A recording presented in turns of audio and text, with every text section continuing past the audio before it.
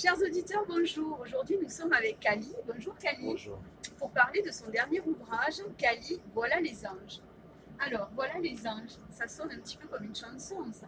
Ouais, une chanson de Gamine, 88 je crois. Gamine, le groupe bordelais. Et moi j'étais à Verneuil-les-Bains, mon petit village. C'était un choc pour moi d'entendre ça. Ils avaient été élus groupe rock de l'année cette année-là. Et voilà les anges ne s'arrêtent pas, tournez tous au-dessus de moi. Et j'ai appelé Paul le chanteur, on ne se connaissait pas, je lui ai dit est-ce que je peux utiliser le titre de cette chanson. Il m'a dit cette phrase magnifique, les anges ne m'appartiennent pas. Voilà. C'est super. Donc, Parce qu'il y a des anges partout, en plus, on y viendra. les anges partout, ouais. Alors, dans ce roman, Bruno, le narrateur, donc musicien, chanteur d'une cinquantaine d'années, Ouais, au début du roman, il découvre l'amour. ouais, Alors, il passe devant cette librairie tous les jours, et ce jour-là, il ne sait pas pourquoi il faut rentrer. ouais. Et il tombe amoureux fou de Sophia. Ouais, il ne sait pas pourquoi, en tout cas c'est un ange qui a dû le prendre par le t-shirt ou par l'épaule et qui l'a jeté dans cette librairie. Ouais, c'est ça démarre comme ça. Voilà, ça démarre comme ça. Donc, on part sur un roman d'amour, sur un amour passionné, alchimique même, parce qu'ils le formeront qu'un. Mais après, on va voir au fil du roman que cet amour n'est pas qu'avec une femme et n'est pas qu'avec l'être aimé, en tout cas. Ouais, alors après, sans trop dévoiler, Et oui, il ne faut pas dévoiler. non, on peut. Alors, l'idée, c'est que moi, j'aimais bien l'idée pour moi, c'est un roman sur la rédemption. Et j'aimais bien aller au plus bas, quoi. C'est-à-dire que il caresse quelque chose qu'il n'a pas vécu, qu'il n'a peut-être jamais vécu. Cet amour, comme tu disais, fou. Et après, il trébuche, il tombe et tout ça. Donc, il va très, très, très, très bas. Et j'aimais bien aller très bas pour remonter après. C'est ça l'idée Il du va roman. aussi bas parce que l'amour l'a fait monter. C'est ça, Finalement. exactement. Si c'est toujours en dents de scie, Ouais. et puis quand ça se termine, forcément, on est très bas. Quand on est en bas, on met une impulsion et on remonte. C'est quand on peut la mettre, ouais. Mais il arrive à la mettre. Ouais. Alors, donc l'amour, l'amitié, il y a ce sonnet de Shakespeare qui revient régulièrement, donc c'est le sonnet 116. Et alors, moi j'ai trouvé une traduction de Victor Hugo, Ouais. et tu n'as pas pris cette Il y traduction. a plusieurs traductions. Ouais. Je joue sur scène,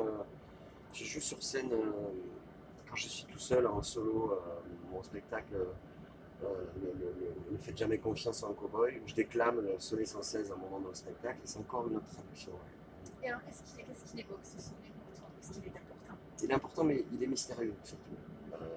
Ce sonnet m'a toujours marqué parce que je crois qu'un de mes tableaux préférés au monde, c'est un tableau de Caravage qui s'appelle Le Joueur de lutte. Et sur ce tableau, il y a une petite inscription. Caravage a écrit en italien « Vous savez que je vous aime ». Et je ne sais pas, on ne sait pas qui c'est. Personne ne sait, il y a des interprétations. C'est un message. Et c'est mystérieux. Et je pense que ce sonnet, c'est la même chose. Donc pour moi, c'est très mystérieux. Et j'aime bien l'idée toutes les interprétations ne seront jamais les bonnes, quoi. Il n'y a plus lui qui le savait, Shakespeare. Oui, bien sûr. Toujours d'ailleurs, parce qu'on se tue à décortiquer des œuvres littéraires, Ouais. mais quand on écrit, on est guidé, et même nous, la plupart du temps, on ne sait pas pourquoi on écrit ça à ce moment-là. Ça sort parce qu'on peut-être un ange aussi qui nous dit tout à fait. Et puis il est beau, tout simplement beau, quoi. Oui, il est beau, et puis je pense que comme les grandes œuvres, comme les Proust, les Flaubert, on les relie à différents âges de la vie, on les comprend tous différemment selon notre expérience. Donc ça, c'est intéressant aussi. L'amour et la paternité. Ouais. Alors, ce qui est curieux, c'est que ce narrateur aurait aimé avoir 4 enfants. Ouais. Il connaît leur prénom. Ouais. Il sait comment il se sera appelé. Exactement. Et ça, alors, c'est vrai que dans certaines traditions, on nous dit que les âmes, avant de s'incarner dans le corps, d'incorporer les corps, viennent se présenter aux parents et viennent donner leur prénom. Ah, c'est beau ça. Je ne savais pas ça. Alors peut-être c'est ce qui s'est passé pour Bruno. Il se trouve que le chanteur n'a pas d'enfant, enfin que la personne n'a pas d'enfant, et qu'il s'imagine avec 4 enfants. Et il imagine donc les prénoms, comme tu dis, des 4 enfants, et il se trouve que ce sont les prénoms de mes enfants dans la vraie vie. Voilà, donc, ouais, je me suis amusé à ça. Et après, on m'a dit quelque chose assez beau, enfin très beau même. Je n'avais pas imaginé ça. Alors, on m'a dit, mais tu te rends compte, il est en train la vie rêvée pour lui, c'est d'avoir des enfants, et il s'appelle comme ça. Donc, quand tes enfants vont lire le livre, ils vont se dire, mon père, il rêvait vraiment d'avoir des enfants, de nous avoir nous. Voilà. Et puis je crois aussi que alors bon, enfin, Bruno le narrateur, mais il met dans ses enfants ce que lui est au fond de lui et qu'il n'a peut-être pas pu être totalement. Totalement. Il veut, parce qu'à un moment donné, il y a une scène avec un piano et il est émerveillé par ce piano en se disant il faut que je mette 3 accords. Voilà. Ouais. Et finalement, je crois que c'est Coco qui imagine jouer du piano. Ouais. Et voilà, donc finalement, voilà, le fils aîné, ben, c'est la pêche, c'est des trucs de mec, un petit peu, hein, la nature, dans les Pyrénées-Orientales, etc. Et après, voilà, l'autre enfant, c'est la harpe, je crois. Ouais, Popé c'est la harpe, Voilà. Coco c'est le violoncelle et le piano, ouais, c'est ça. Et c'est vrai qu'on a l'impression qu'il se projette finalement, et ses enfants, ben, le nourrissent, mais ils forment un clan avec ses enfants-là. Tout à fait. Donc chaque fois, la phrase commence à si j'avais eu des enfants. Mm. D'ailleurs, c'est merveilleux parce que les gens souvent disent. Ouais. Souvent, quand on discute avec des mamans qui sont exaspérées, elles disent si j'avais pas eu d'enfants, et là, lui dit si j'avais eu des enfants. Tout à Donc fait. c'est une belle ode à la paternité. Donc on a dit l'amour, la paternité, la vieillesse aussi. Donc la vieillesse, un instant volé au temps, un arc-en-ciel déplié sur le naufrage de la vieillesse. C'est merveilleux ça. Ouais, la vieillesse, mais en même temps, moi j'aime bien cette idée c'est éternel, quoi qu'il arrive. J'ai vu les Rolling Stones il y a 15 jours à Paris, et j'ai vu une personne de 79 ans sauter, chanter comme jamais, courir partout, Mick Jagger. Et je me suis dit, ouais, il défie le temps, quoi. Et ça m'a beaucoup rassuré. Ça fait peur la vieillesse? Non, ce qui fait peur, c'est la maladie, évidemment. Ce qui fait peur, c'est l'handicap. Ce qui fait peur, c'est. J'ai écrit une chanson là-dessus, c'est Une femme se repose. Dans, je ne sais plus quel album, mais Une femme se repose, je crois que c'est Vernet-les-Bains. Et pourquoi ça fait peur? Parce que elle a vieilli, elle est très vieille, elle est sourde. C'est bien, elle a vieilli, elle a réussi à vieillir, quoi. Mais en vieillissant, on a toutes les chances de perdre les gens qu'on aime. Voilà. On a perdu ses enfants, et peut-être ses petits-enfants. Donc, il faut quand même rester dans une logique, quoi, de choses. Donc lui, en tout cas, voilà, il a 50 ans, il voit qu'il vieillit, il y a un changement physique qui s'opère forcément, mais il a aussi un changement moral, puisque sur la première partie du roman, ben, il a une vie qui est un petit peu, on va dire, une vie de plus jeune, Ouais. et sur la deuxième partie, donc on ne va pas dire suite à quel événement, bien sûr, mais suite à cette deuxième partie, on le trouve plus assagi. C'est assagi, mais c'est parce qu'il réalise quelque chose. C'est-à-dire que pour moi, c'est un roman aussi sur la confiance en soi. Quand on se sent mauvais, on est mauvais. Quand on se sent incapable, on est incapable. Et à un moment, il comprend qu'il peut lui aussi, aider les gens. Il peut lui aussi être une petite pierre après la petite pierre. Et ça lui donne, oui, la sagesse, la confiance, et surtout se dire que, ouais, il n'est pas pour rien là dans cette vie. Il n'est pas qu'un poids, quoi. Non, on peut prendre les gens par la main, il peut être à son tour un ange, ouais, lui aussi. Et alors, donc il y a Roberta.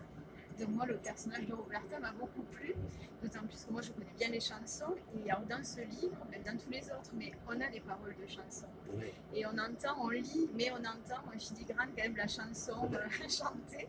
Et donc c'est vrai que cette Roberta, ben voilà, elle a 82 ans. Elle a une vie pétillante, et puis il lui arrive un incident où elle va être confrontée, voilà, à son âge. Et finalement, elle va se rendre compte que cet âge, c'est plus du tout une barrière. C'est plus du tout une barrière. Et ça, c'est un beau message.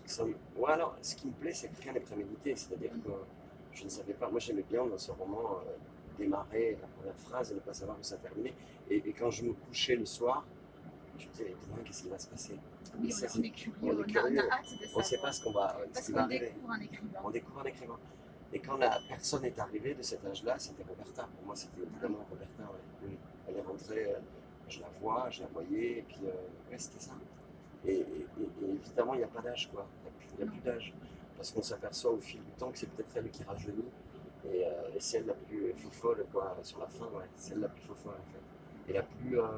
Qui croque la vie oui, parce qu'il en reste peu. Ouais, il le croque totalement. Donc moi, je fais une petite parenthèse sur les chansons, parce que c'est vrai qu'on retrouve plein de chansons. Ouais. Alors dans l'écriture de tes chansons, c'est vrai que tu as cette faculté à nous plonger dans un univers dès les premiers mots. Donc mes enfants, quand je leur fais travailler la description, je leur fais écouter une de tes chansons, Oh, je c'est leur dis de gentil, fermer les yeux. Ah, c'est gentil. Et Annie Girardot, par exemple, Ouais. et c'est vrai que la première fois, ils ont fermé les yeux. Mon fils avait 10-11 ans, il en a 14 aujourd'hui, et je lui ai dit, tu fermes les yeux et tu me dis ce que tu vois. Et en fait, quand la chanson est terminée, il avait les larmes aux yeux, et il me dit, mais c'est triste, le pauvre petit, il a perdu sa maman. Et je lui dis, tu vois, en une chanson, en quelques minutes, tu as senti l'émotion, tu as visualisé, il avait visualisé la chambre, il avait tout visualisé. Et ça, je trouve que ouais, mais c'est une qualité parce que tu nous fais rentrer directement dans la chanson, et dans le bouquin, c'est pareil. On passe d'étape en étape, et de suite, pouf, on est jeté, mais on s'imprègne très facilement et très rapidement de cette atmosphère, et peut-être sur les anges. Mais c'est vrai que voilà, je trouve que c'est une écriture très très fluide, ça se lit très très bien, et tu nous jettes voilà, dans cet univers-là. Mais j'aime bien, moi je suis très fan des écritures comme ça, Springsteen, et un storyteller quoi, merveilleux. Et tu peux, il y a une chanson de Springsteen, je sais plus, il croise, il est devant un bar et il croise un ami d'enfance quoi, du collège et ils vont boire un verre et puis le fait de rentrer dans ce bar, de boire, la manière de boire le verre et de discuter, ils n'ont plus rien à voir l'un à l'autre. Ils n'ont plus rien à voir ensemble et on voit leur deux vies en fait. Et juste raconter le fait de rentrer dans ce bar, de boire un verre comme ça, on voit les deux vies, mais on les voit totalement. Et après, c'est l'imagination qui fait le reste de chacun, l'imagination de chacun. C'est magique. Et peut-être que les notes y sont pour beaucoup aussi. Ouais. La musicalité, justement, vient nous orienter dans ce que les mots nous disent. Ouais, alors c'est aussi la magie du truc. J'aime bien garder le mot magie parce que quoi qu'il arrive, parce qu'on ne sait pas d'où ça vient. Puis la magie. Ouais, il n'y a pas de recette. Ouais. Et c'est surtout, parfois on peut écrire des humeurs comme ça ou des mots. Et il n'y a aucune note qui s'agrippe à tout ça. Et parfois il y a des notes qui s'agrippent, ça devient des chansons. Et Ouais. C'est magique, c'est encore plus magique. Et alors ce qui est encore plus magique, c'est après de le montrer à des amis qui viennent travailler avec toi tes chansons. Ouais. Et après encore plus magique, le montrer aux gens. Et encore plus magique, les gens les chantent. Et ça Là, c'est de la transmission. ouais, une transmission. Et puis à chaque fois, chacun apporte son petit plus. Exactement. Et c'est un petit bout de son histoire. Et c'est un peu comme le livre de Shakespeare, hein, dans ce roman. Ouais. Je dis ça. Je suis descendu. Le livre de Shakespeare, donc il passe de main en main ce bouquin, Ouais. et on a l'impression que voilà, il passe, il guérit, puis quand on s'est suffisamment guéri, on le passe à quelqu'un d'autre. Ouais. Et c'est ça aussi la vie, c'est cette transmission, ce Ouais, partage. alors on parle des fois de chansons, mais j'ai souvent ça. Moi, voilà, tout le monde, enfin, beaucoup de gens, j'espère, font la même chose, mais La vie est belle de Capra, le film. Moi, quand il y a quelqu'un qui va pas bien, j'offre ce film, hein, c'est sûr. Voilà, parce que ça, c'est ça. C'est pour avancer.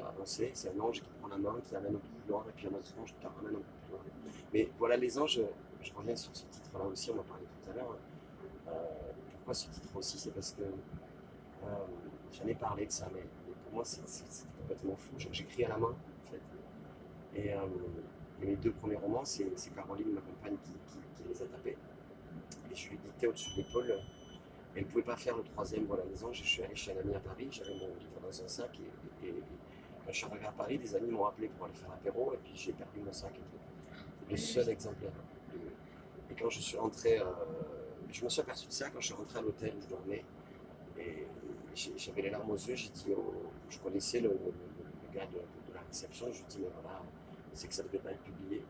Et à 3h du matin, il est venu frapper à ma porte, il pleuvait dehors, et il a retrouvé mon sac collé, il avait fumé une cigarette et collé sur une bouche d'égout, ça avait suivi un ruisseau, Oh là là, et il me l'a ça me ramené. donne des frissons. Et là, je me suis dit, ben voilà, il y a un ange, quoi. Ouais. Il fallait vraiment qu'il soit publié. Ouais, c'est ça. Comme quoi, hein, Ouais, c'est. Donc, ça justifiait ce titre aussi. Alors ensuite, c'est aussi un roman engagé, parce que tu traites de nombreux sujets sociétaux. Alors tu les traites sans les traiter, et c'est fait, mais alors je trouve de manière très subtile et très intelligente, parce que voilà, donc tu soulèves le problème, les problèmes on les connaît tous, on les côtoie au quotidien, et c'est vrai que voilà, et je trouve que ça en fait c'est ce qui va ancrer ce roman dans le réel.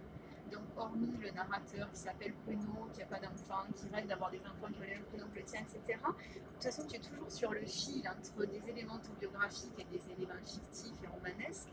Et c'est vrai que là, ben on est, voilà, tu parles du Covid, à un moment donné, tu dis qu'il y a un virus qui arrive. Et c'est vrai que ben, personne ne s'attendait à ce que ce virus nous fasse arrêter, en tout cas pendant un temps de mois, nous mettre en pause. Mais il y a d'autres sujets.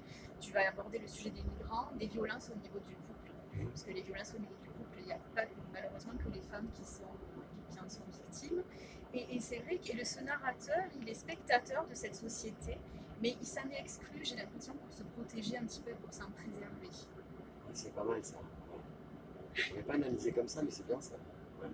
Toi, tu l'avais fait exclure par la société? Non, mais je me suis pas posé de questions en fait. Moi, je me pose plein. Ouais, non, c'est pas ça, c'est que. Ouais, mais c'est. À un moment, j'aime bien l'idée de naviguer sans gouvernail. C'est-à-dire que le vent nous amène où il doit nous amener, et puis on s'arrête là, et puis à un moment, on pense que c'est là que tout va se construire, et puis non, et puis on voit pas. C'est le sel de la vie, quoi. Je suis assez terrifié. J'ai une maison et je suis pas heureux d'avoir une maison en fait. J'ai vraiment une maison à nous et je suis pas heureux de ça. Je suis heureux en me disant mes enfants auront quelque chose quoi qu'il arrive. Mais c'est comme un tombeau pour moi. Oui, parce qu'ils peuvent pas partir, il y a la maison. Il y a la maison et puis on se dit est-ce qu'on va mourir dans cette maison quoi.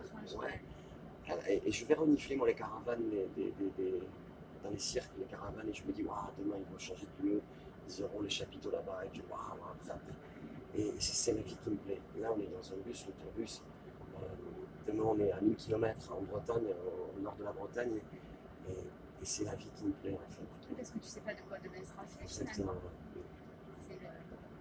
C'est l'imprévisible. L'imprévisible. Et c'est vraiment la petite magie qu'on peut garder. Quoi. Si tout est guidé, si tout est calculé, si tout est...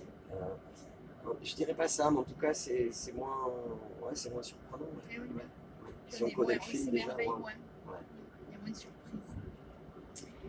Alors moi, un des thèmes qui m'est ressorti dans cet ouvrage, beaucoup plus que dans les autres, c'est le thème de la spiritualité. La spiritualité, il y en a partout. Et d'ailleurs, cette spiritualité, je trouve qu'elle a fait évoluer ton écriture. Donc dans les 2 premiers romans, on avait un style d'écriture. Et là, donc les 2 premiers romans étaient parus au Cherche Midi. Il y avait Seuls les enfants s'actaient en 2018 et Cavale, ça veut dire s'échapper en 2019. Parce que là, c'est Alain Michel. Quand on écrit Alain Michel, c'est quand même... Ouais, mais il n'y a pas de... Ça s'est pas passé à ce niveau-là. C'est qu'il y a eu des changements et tout ça, mais c'est vrai que c'est prestigieux, Alain Michel, c'est super. Mais après, c'est surtout la personne qui m'a lu chez Alain Michel qui m'a touché. C'est-à-dire que... il m'a dit, tu sais ce qui serait bien avec le roman, c'est que tu touches à rien. C'est que tu touches à rien. Et je dis, ouais, mais il faut quand même... c'est intéressant quand il y a des discussions, on peut couper les choses et tout ça. Il me dit c'est comme une. Il me dit il y a quelque chose un peu de fou et de rock'n'roll qu'il faut garder. Oui. Et en fait, j'ai analysé sa phrase, ça venait du fond du cœur, c'est quelqu'un qui lit beaucoup de livres, qui écrit beaucoup de livres. Et venant de sa part, ça m'a beaucoup touché. C'est ça qui m'a fait pencher vers chez eux. Mais de toute façon, tu écris avec les tripes et on le ressent à la lecture. On a des larmes aux yeux à certains passages, on rit à d'autres. Mais c'est vrai ça se sent que quand on n'écrit pas avec le cœur, il n'y a pas cette émotion. On n'arrive pas à la transmettre. Ouais, et puis en tout cas, je crois que c'est partout dans toute la vie. C'est pas. Moi, je suis en train d'écrire des choses là, mais est-ce que je vais sortir quelque chose? C'est pas grave si je ne sais pas mon prochain roman. Oui. C'est pas ça l'idée. C'est de. L'écriture est thérapeutique. Ouais, tu le sens, tu le fais. Ouais, voilà. Et si jamais ça termine par un roman, c'est super. Par des chansons, c'est super. Par rien, c'est super parce que tu l'as fait. Ouais. Puis il fallait le faire à ce moment-là. Ouais, exactement. Donc j'en viens à ma spiritualité. Ouais. Donc c'est vrai qu'il y a beaucoup. Bon, déjà tu nous parles de ces âmes, de ces anges. Puis il y a un personnage, moi, qui m'a beaucoup intriguée, c'est Hibou. Ouais. Voilà. C'est vrai que ce personnage-là, alors le hibou, évidemment, avec toute sa symbolique, cette sagesse, cette la grande connaissance, puisqu'il va dans la nuit, le symbole d'Athéna, mais c'est aussi le symbole de Jésus dans l'obscurité, dans les ténèbres. Et c'est vrai que ce hibou, il est là, tout vêtu de blanc, et il nous apaise. Quand on lit ces passages-là, on sent cet apaisement, on sent cette énergie du hibou qui vient nous rassurer et nous apaiser. Il y a des gens, je pense que tu en as aussi, il y a des gens autour de nous comme ça. Oui. Et c'est précieux parce que je dis au début, les gens ne se... Parce qu'on est dans le but. Ouais, les gens, parce qu'il y a la balance à côté. Les gens ne se rencontrent pas, ils se reconnaissent. Oui. Et puis ça, c'est important parce que on a parfois un regard, quelqu'un qui nous dit quelque chose, On le sent dans on le sent.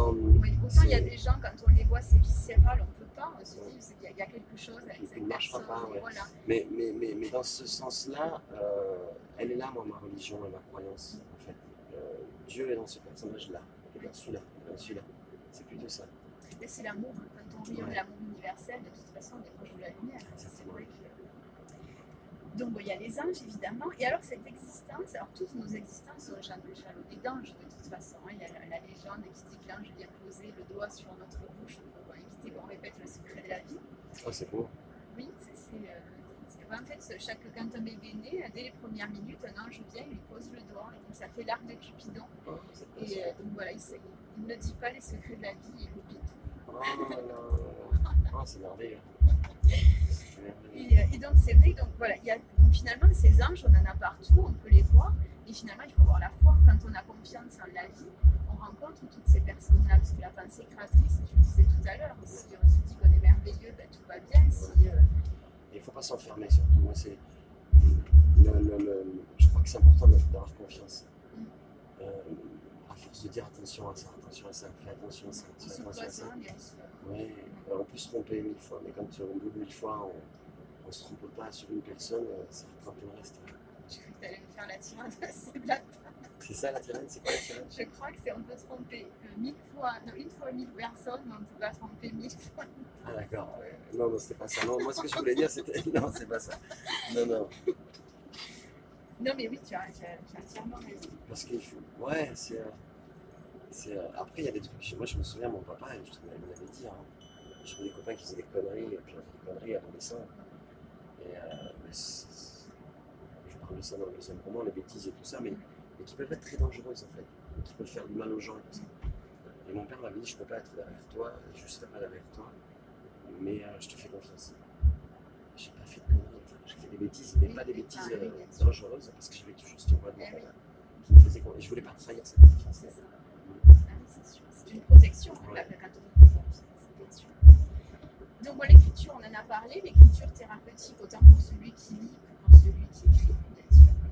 Et donc la place importante, le livre a une place importante dans le roman pour Bruno, j'imagine qu'il en a aussi une dans ta vie, le livre, l'outil. Et c'est vrai que cet outil, il a été dénigré il y a quelques années quand on a eu les Kindle, les tablettes, tout ça. Ouais, mais c'est pas, ça peut marcher ça. Non, voilà, parce que le livre a une âme aussi. Pourquoi il y a encore des bibliothèques, pourquoi on va se promener dans les bibliothèques? Exactement. Moi je vais dans les librairies des fois pour renifler des livres et les regarder, et puis il y a des livres que j'achète que je ne lis pas, juste parce que c'est obligé de me toucher, de l'avoir près de moi comme ça. Ouais. Et donc l'écriture fluide, je dis beaucoup d'humour avec Django, parce que je sais qu'il a que 3 doigts, qu'il a autant d'amis que 2 doigts.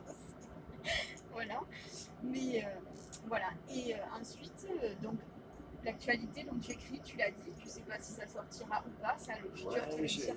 J'ai beaucoup parlé avec Mathias, Mathieu, qui est mon petit frère, et qui est vraiment à fond là-dedans,